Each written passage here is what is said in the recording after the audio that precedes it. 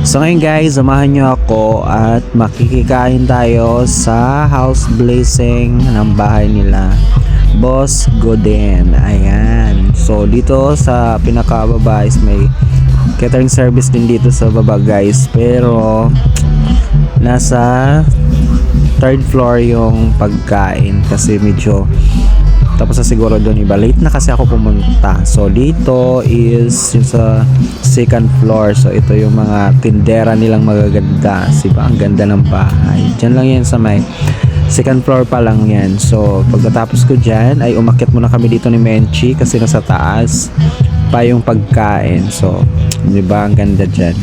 So ayan din may mga salamin pa parang nasa hotel ka lang. So ito yung pinaka second floor.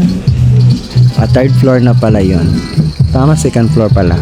Sorry naman. Ito pala yung third floor. Pinaka rooftop nila. So nandito yung mga handa nila lahat.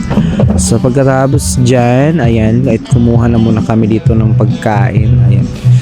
Sila madam. Then dito yung isang madam nagpaduyan-duyan doon. Nag-sunbathing. So dito kumuha na kami ng pagkain ni Menchi kasi nga medyo nagugutom na konti. So bumalik na ako dito sa baba guys. Ayan, dito ako kasi aircon. Ayoko doon sa taas. Ambisyosa, 'di ba? Mainit. So ayan, ganda ng mga ilaw, no. So dito, bilisan na lang natin. Ayan, kasi baka makita niyo yung kain ko diyan. Akala mo na maubos ko yan. Hindi ko yan maubos, guys. Kasi hindi naman talaga ako malakas kumain. So pagkatapos ko dyan guys, ito na, magpahinga ng konti. At maya maya uuwi na ako. So hanggang dito na lang guys. Thank you for watching. Bye bye.